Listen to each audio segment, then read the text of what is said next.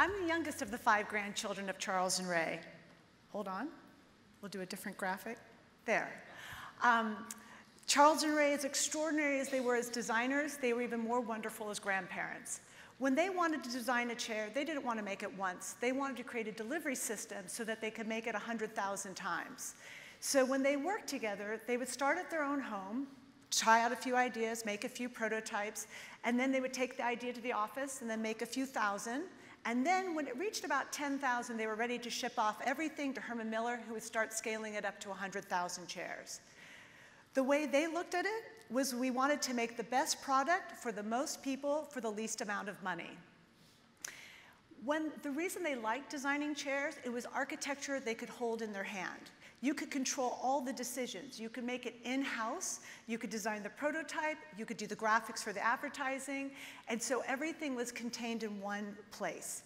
As opposed to if you're designing a building, you have a mason, a plumber, a painter. They wanted to be able to control all the choices. This is the most important diagram I'm going to share with you today. This is how Charles and Ray explained the design process to their client. The first circle was what they wanted to accomplish with the office. The second one was the client itself. But there was always a third circle. It was society as a whole. And you needed to focus your attention and your time to the part that overlapped for all three. So for Herman Miller, it was making a sustainable chair. For IBM, it was to help people get over their fear of computers and that actually computers could aid people, not be a detriment. For the Indian government, when the Nehru government came to Charles and Ray and were very concerned about the possibility of Indian cultures getting eclipsed by Western civilization, it was creating the National Institute of Design in Ahmedabad. For the US government, when they wanted to bridge the communication gap with Russia, it was doing glimpses of the USA in Moscow.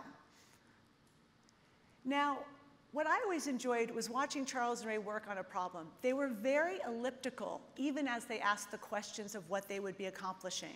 I've heard a lot over these last 2 days about getting to the core problem. So the lounge chair and ottoman that you see, when they were designing that, they said they were designing seating. They did not say they were designing a chair, because if they said that, they'd be eliminating the ottoman even before they thought of it. The chair on the right was they were looking at lots of materials at the time they were designing chairs: aluminum, molded plywood, plastic, fiberglass. But I also like to think of Charles and Ray as disruptors, because they were looking at other objects being made and what materials were being used. And I think everyone will recognize once I say this, that they noticed that shopping carts at the grocery store using wire rod could be another material to make that chair shell.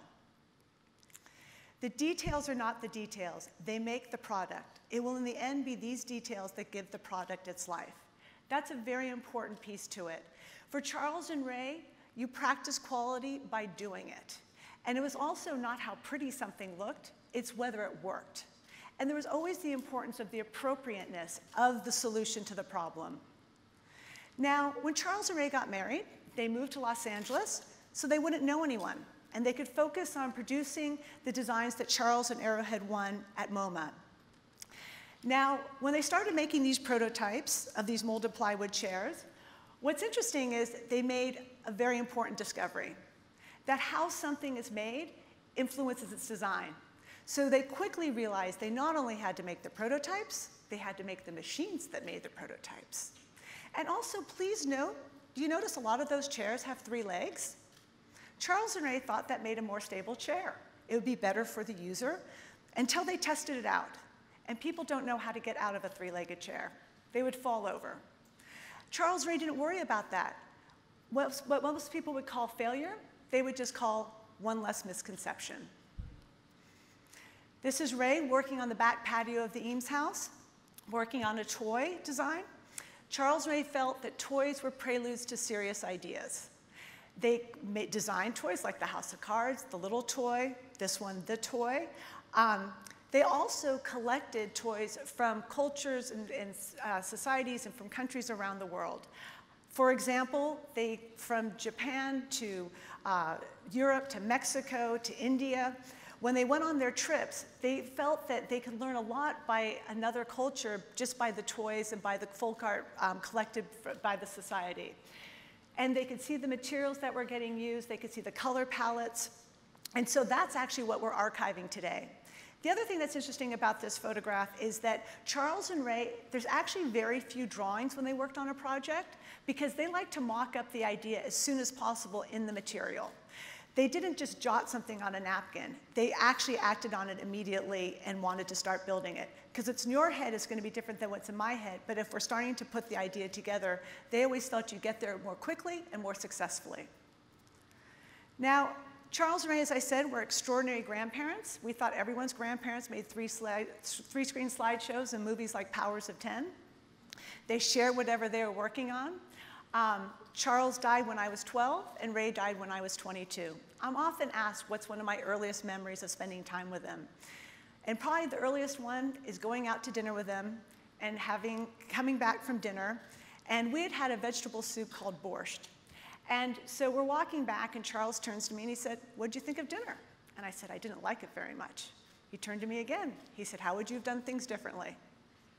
Which meant if you were going to complain about something, you better have another solution. It was also very empowering. I felt I was listened to. It also taught me to think about what Tim Brown was saying, stepping back and thinking about the constraints of what that chef was going through. I didn't even know what the ingredients were. But Charles and I talked about it, and we said we could have made mashed potatoes and had a beet salad. Maybe it was the chef's grandmother's birthday, and he was thinking about her. But it talked to me about working within constraints. When you were with Charles and Ray, you were always learning. Now here's Charles and Ray during the building of their home, case study house number 8. There was Arts and Architecture magazine in Los Angeles was developing a program called the Case Study House, which was to see how the advances made during the war effort could be applied to the returning GIs and the housing crisis that would be coming up. So Charles and Ray made themselves their own client. And in this case, yes, it only took 6 weeks to build the house, but it took 3.5 years to get the parts. Charles and Ray would often say, "We don't do art, we solve problems." They also wanted culture and society to reach a point that there wasn't a separate word for art. It was just simply a part of your life. This is the Eames house today. Now, Ray came to design from painting, and Charles came to it from architecture. But they both felt, whether it's a house or film or chair, it must have a structural concept.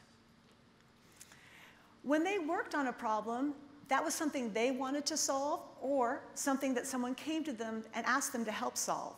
So working with Herman Miller, the interest was making a sustainable chair that could be mass-produced, as I said, 100,000 times. So to do that, they would have to scale up and keep looking at how to make the parts, each of the weak points, stronger and use more and more sustainable materials. Charles and Ray, by the 1970s, was realizing the impact on the environment with the production of the furniture. So that's why the side chair starts getting the shock mounts are not glued on, they are cast in the form. Ray herself discontinued the use of rosewood because when she heard the impact on the Amazon forest with the harvesting of the wood. And she told us, as the next generation, when it can come back as a sustainable material, bring it back. But for a while, it was only cherry and walnut that was used on the lounge chair and ottoman for about 10 or 15 years. Now, whenever Charles and Ray worked with one of their clients, what they always said, it was always important to focus on what they called the guest-host relationship. It means whether you are a doctor, an architect, a sculptor, your job is to anticipate the needs of your client before they've even thought of them. Now, this is the IBM pavilion at the 1964 World's Fair. And IBM came to them and said, people are afraid of computers. And they think there's witchcraft in them and there's something sinister going on. How do we get through this? So at the World's Fair, there was an exhibit down below on the lower level of the pavilion showing the beauty of mathematics, a world of numbers and beyond. And up above was a multi-screen presentation showing how computers were going to help us solve these problems as they were getting more complex, as populations were growing, transportation, business, and everything were becoming more and more interconnected. This is that same exhibit today. It's in Michigan. When Charles and Ray designed an exhibit, they know you can't show everything on a subject, but you could show 9 or 10 things that got someone excited enough they wanted to learn more. They also said, you only show what you understand. And they also said, you know what? You have to excite the 10-year-old child, but you also can't embarrass the professional in the field. One of their last projects was Powers of 10. Again, back to that idea of trying to show how everything is connected, because what concerned them is having grandchildren is it's hard to understand something you can't visualize. So they decided they could show how everything is connected from the smallest to the largest by distance. I think this film has become even more relevant today because Charles and Ray always said we need to be comfortable in change, but I really believe we need to be comfortable change and scale. It's not about how big something is, it's how big something is next to something else. And I'm noticing with my own children that everything looks the same on the screen to them, and they're not used to understanding how much bigger something is next to something else. So we, as the Eames office, have been doing workshops, not just in the classroom, but also in the boardroom. Because it's back to what Tim said, you really have to step back. You have to think about, are you seeing the whole situation or just a symptom? Eventually everything connects, people, ideas, objects. The quality of the connections is the key to the quality per se. Charles and Ray, they never delegated understanding. They enjoyed working hard. In fact, they took deep pleasure in working hard. They were very supportive. They did not worry about failure. Their work and their life were seamless. When the stamps came out, it was really interesting. People realized, oh, they designed the lounge chair and ottoman, but I didn't know they made that film. If you notice when you look at all the different areas they explored, in everything you participated. You sat in the chair, you watched the film, you played with the toys. That's what's extraordinary about their work. So Charles and Ray shifted scales easily from something from a personal project to maybe a global solution in order for everyone to have the best for the most for the least. Thank you.